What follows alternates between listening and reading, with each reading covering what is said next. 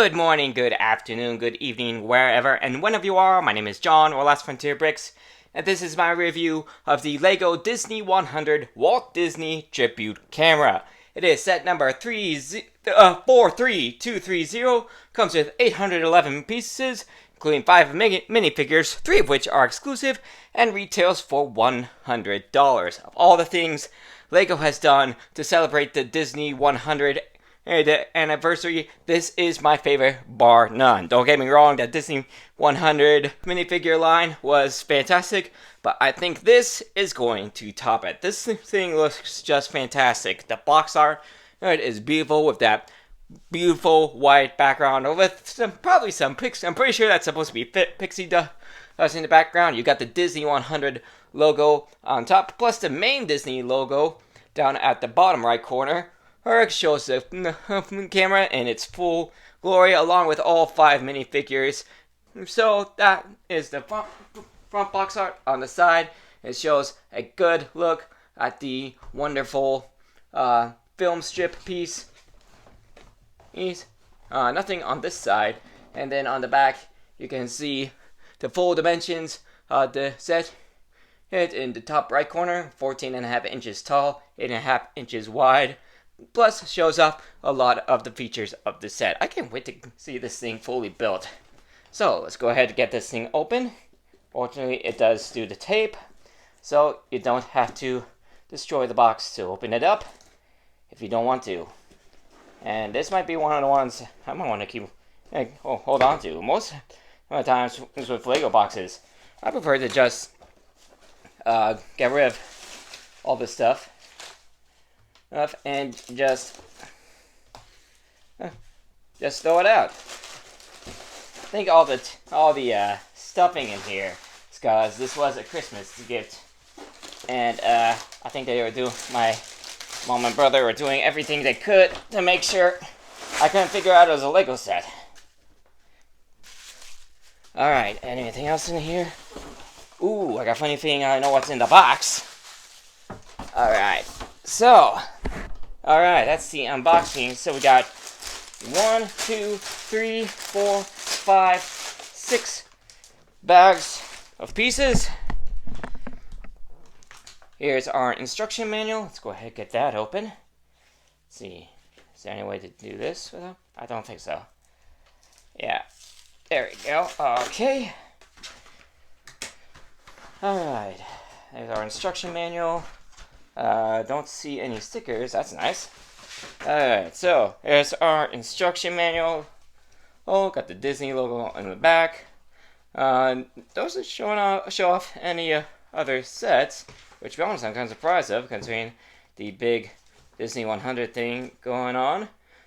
Got some good background detail on the set, including what looked like a full breakdown of the clip of the film strip, but I want to take a look at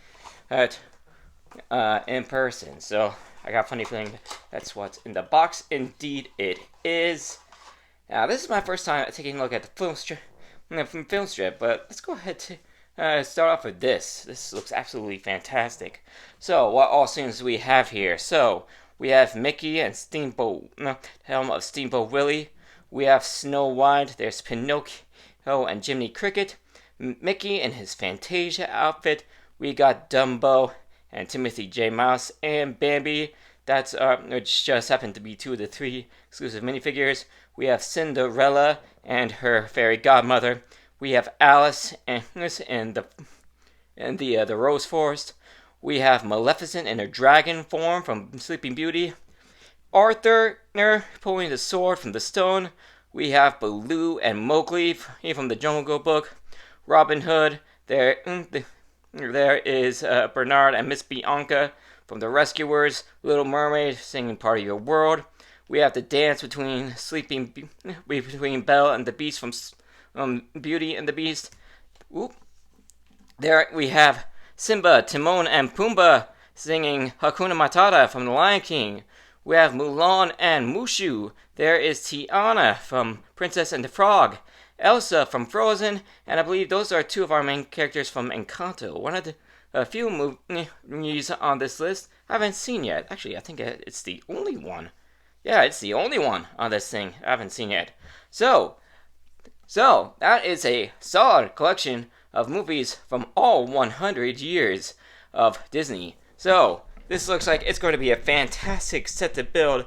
Let me go ahead and get to that, and then we will take a look at this in the entirety of this set, starting with the figures. So for our first figure, we have Mickey Mouse. Don't forget, we'll always want everyone to know it all began with a mouse.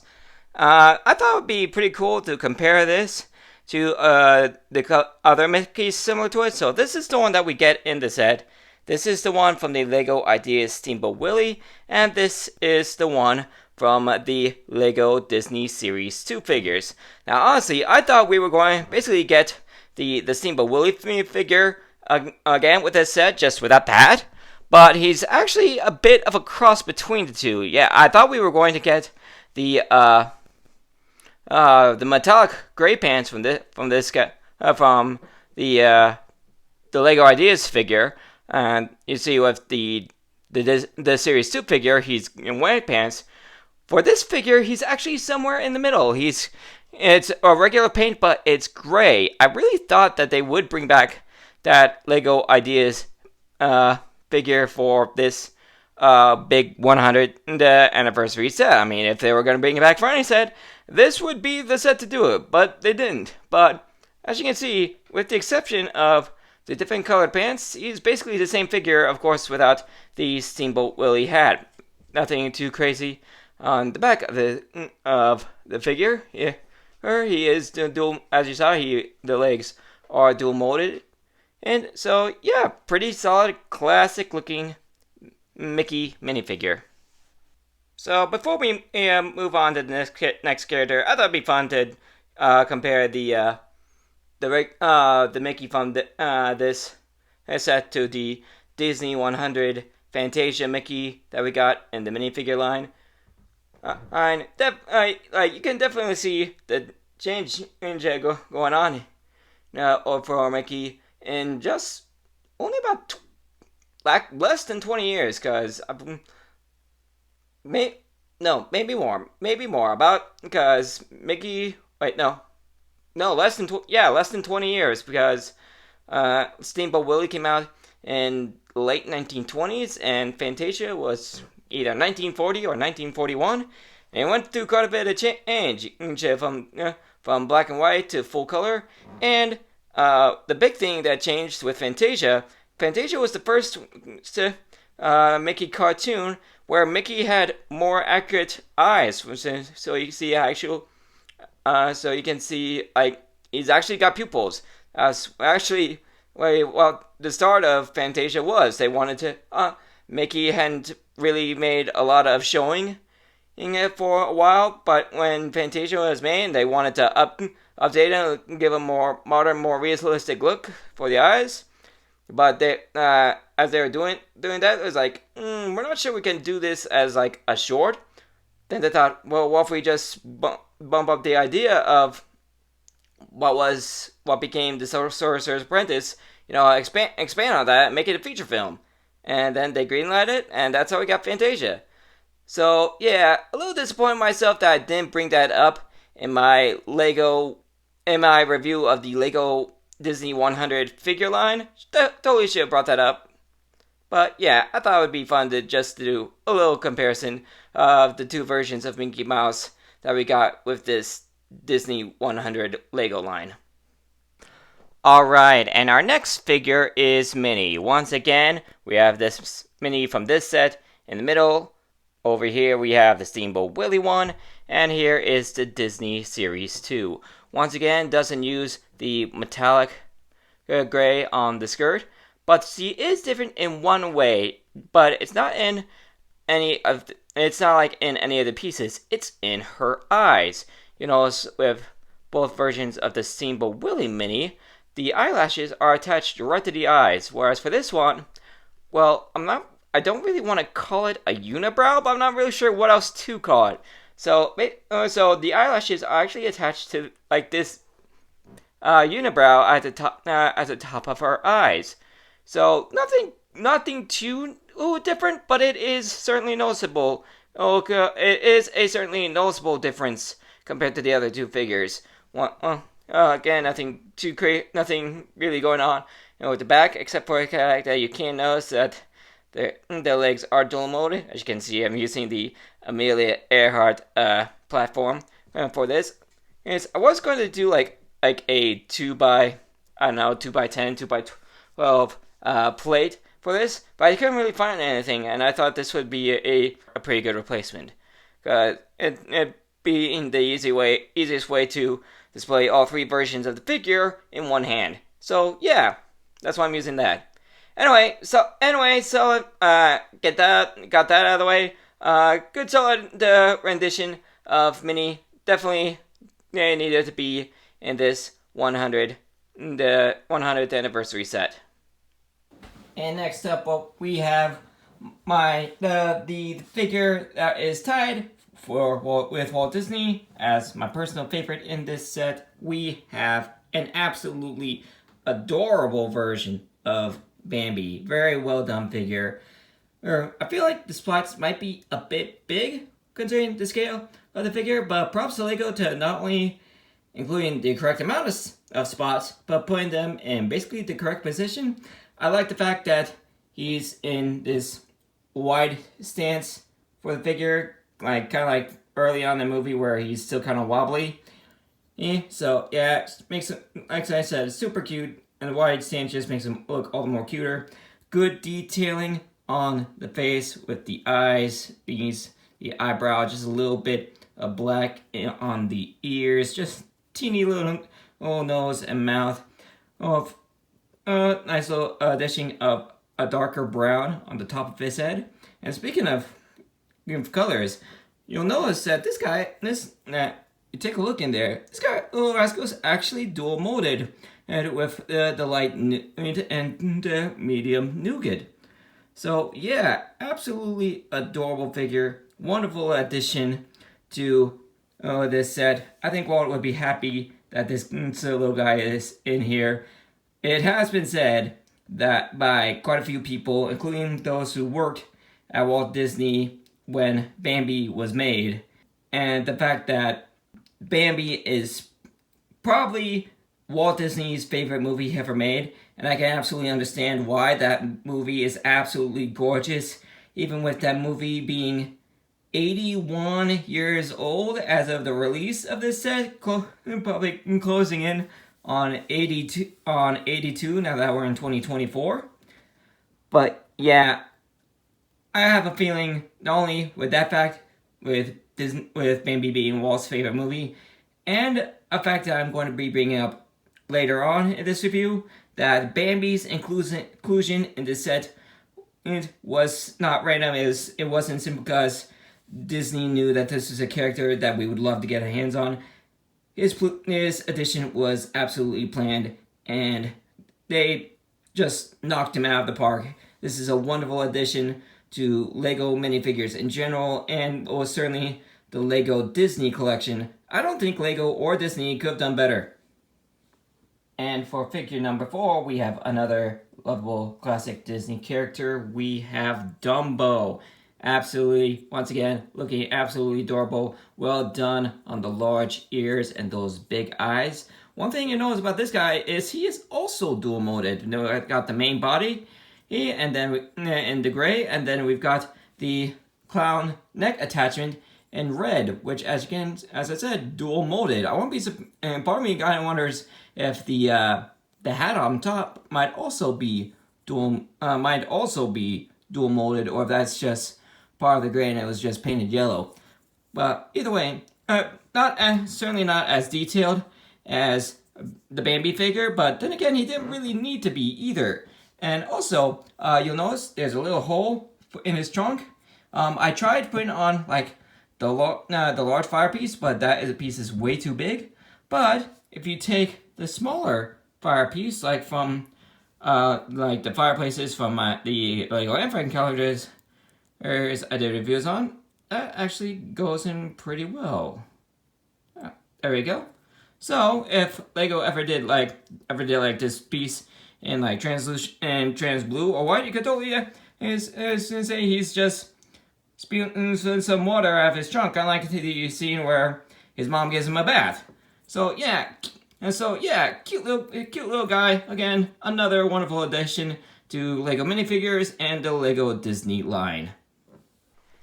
And last, but most certainly not least, the man who started it all, and actually the very first thing you build in this set, according to the instructions, we have Walter Elias Disney himself. Very well done minifigure, good suit and tie look.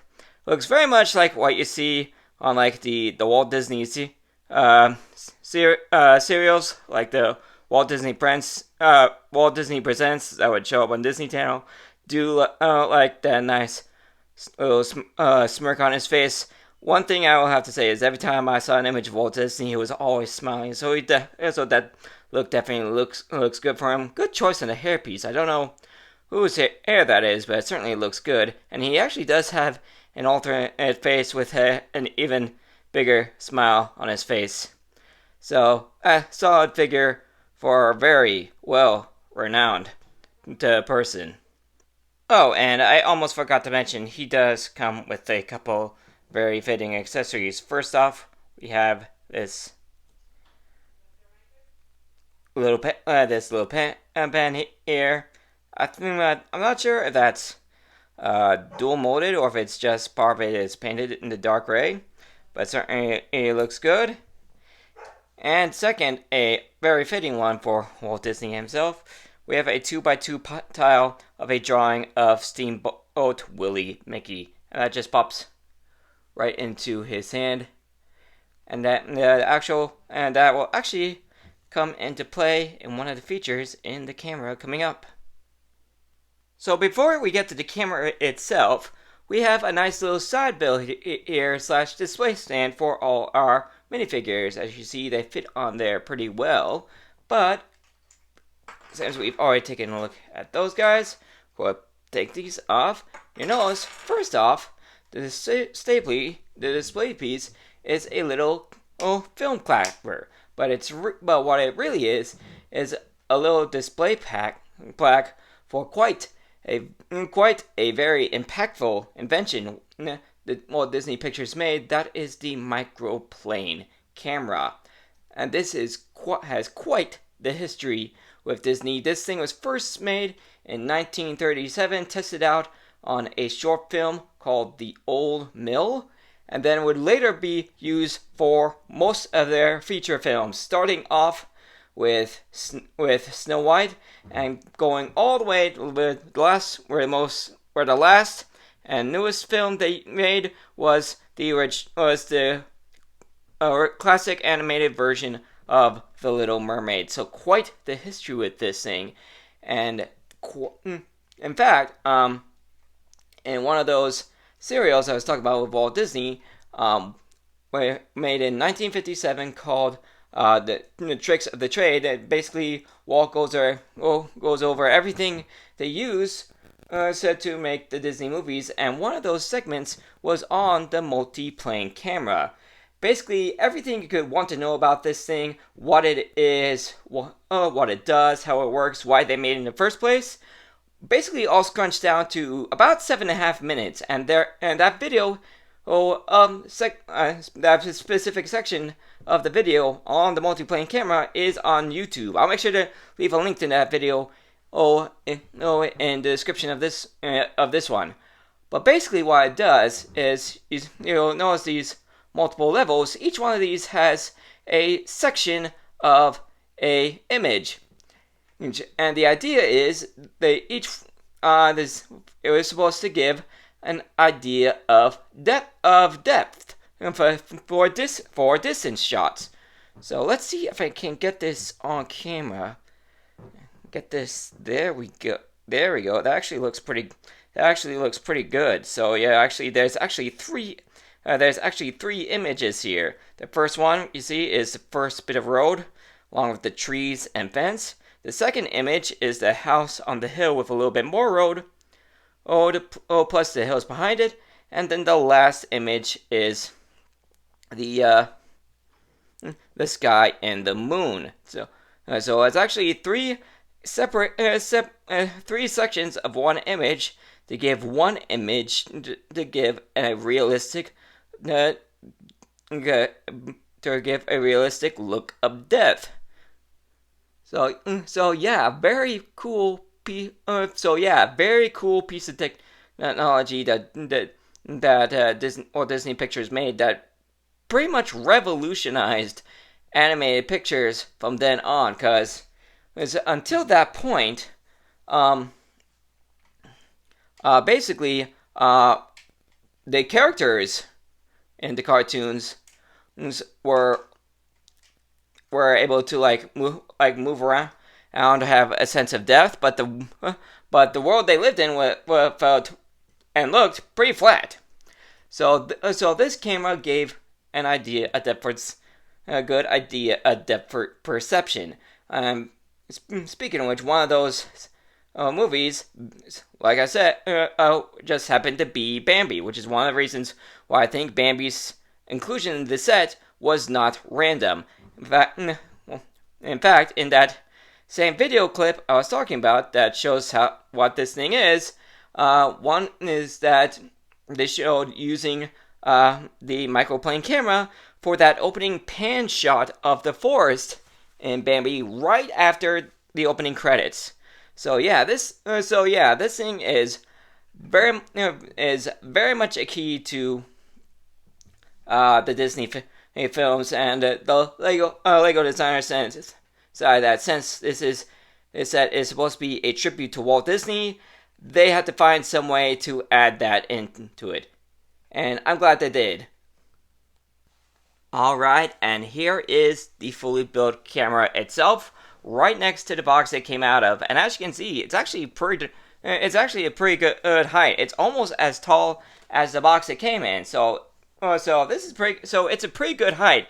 Of the 811 pieces in this set, and I would have to say a solid 700 pieces go into the camera itself, counting the film strip piece. And speaking of that film strip piece, I will say I'm not exactly sure.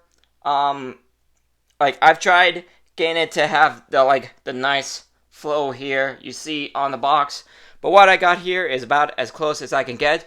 Part of me wonders if maybe when they took the picture for the set, they had some sort of support structures to hold the film in place where they wanted it, and then just digitally removed those supports after having taken the picture. Because I've tried messing around with it to get that perfect curve out of that you see on the box, but it just ain't happening. So I'm a little disappointed, and with Lego once again doing a little bit of misdirection, some false advertising with the film strip. But I think the main reason they can't do it is mainly because of gravity. But anyway, this thing looks absolutely gorgeous. Let's take a look at this thing from the ground up. So starting off, you can see where the film strip attaches to the bottom of the tripod with two of the 1x2 plates with these with the pins sticking out on the side. So you just pop the holes in the film strip on those. I will say, while it might look like it, not a whole lot. Actually, none of this is basically adjustable. It's basically a statue. You can't really adjust the tripod or the angle the camera's at, but it does really look good. I like the mix of the dark and medium nougat for the tripod legs. It's got a couple of gears. I seem to be missing one of the gears. Seem to be missing one of the pieces that goes here. I wonder where that went. I don't know. Anyway, there's supposed to be three of those guys around. I guess those are supposed to be what you on the real camera that what you use to adjust and as I said the tripod legs. And it's moving up. You see quite a few gear pieces and the handle. Like I said, these are locked in place. You aren't going to be like adjusting the height or angle of the camera. Over here, I believe these are supposed to be the light. These are supposed to be the lights, and that is somewhat adjustable. Because it's on. I forget which gears gears these are or which joints. But you can switch what lights they're on. There's where the top of the film strip attaches. Notice on the back here that the one for the 100 it is detachable if you just want to have the just have the regular camera, because they kind of snuck in the 2 zeros for the 100 as the film reels. So if you just want like the regular camera, you can't have that. You can just simply detach the one. So on the front, you notice that the front of the camera is adjustable for closer and wider shots, and as well as that, these guys are also adjustable as well. So you'd have different lenses. Over here, this is the winch that they would turn to roll the film, and there is a secret little compartment in there. Let me get that open. Okay, so the hidden compartment is actually behind that light. So let's turn that. Oh, probably have to remove the light. Let me get that taken off.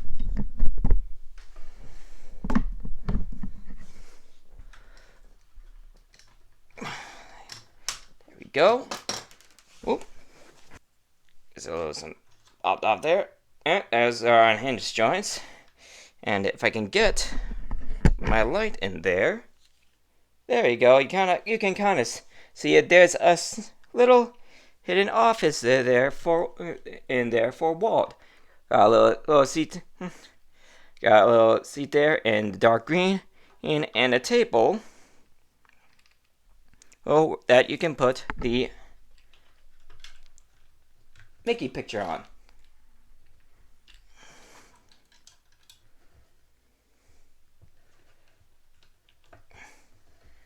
There you go, and you'll notice that there is a gear back there, and that is. There we go. There you go. And now you can probably get a better look in there. So now, you can actually see that there is a black gear back there, and that honestly, for that you kind of have to take the top off to actually get the effect that you're looking for. So let me do that real quick. Alright, so here's the black gear, and you notice that we got a Technic connector piece with a 1x1 pin on there. So basically, in order to get this to work the way it's supposed to, you need to hold that down, but as you spin the crank on the other side, you get the sound of the film the camera would make while it was filming. So a little difficult. Can't really get it to work the way it's supposed to any other way, but it's nice that little detail is there. And here are all the extra pieces. Actually, now I see, that's that missing gear I was supposed to talk about on the tripod. So there's even fewer extra pieces than I thought there were. So not a whole lot of extra pieces, but hey, it's a Lego set, not a Mega set. There aren't going to be a whole lot extra anyway. So that is everything in the set. Let's go into my final thoughts on this set. So for $100 set, I definitely think that this is worth their money. It does, with it being 811 pieces, it doesn't exactly match up with what most people consider to be a set worth its price, the usual 10 cents per piece. This is about this is a bit higher than that, but personally, I don't think that's the end-all be-all for a set anyway, especially nowadays with the economy. If anything, the 10 cents per piece isn't the rule, it's the exception, and it's basically been that way for a while anyway. Anyway, with that little rant out, I think this is quite an enjoyable set. It was quite an interesting build. Well, I actually had quite a bit of fun, doing research on this thing, especially with that multiplane camera. I would recommend you guys checking out that video. I actually found it quite interesting, quite enjoyable. Anyway, for like I said, for a $100 set, this is quite enjoyable. It's a lovely display piece. That film strip is probably my favorite piece to come out of 2023. And the Dumbo, Bambi, and Walt are probably some of my favorite figures. This is a wonderful addition to this Disney 100 celebration that LEGO has been doing this year. And it is absolutely gorgeous. If you're a fan of Disney, or even a film fan for the main camera build and the multiplane camera, I would recommend picking this up. There's no reason for me not to. This is a fantastic set. I think you guys are going to enjoy this. So that will do it for my review on this wonderful Disney 100 set. I hope you guys have enjoyed it. If you did, you guys know what to do. You can check out some more of my content on the end screen in just a few seconds. And I'll see you all in the next video. Later, everybody!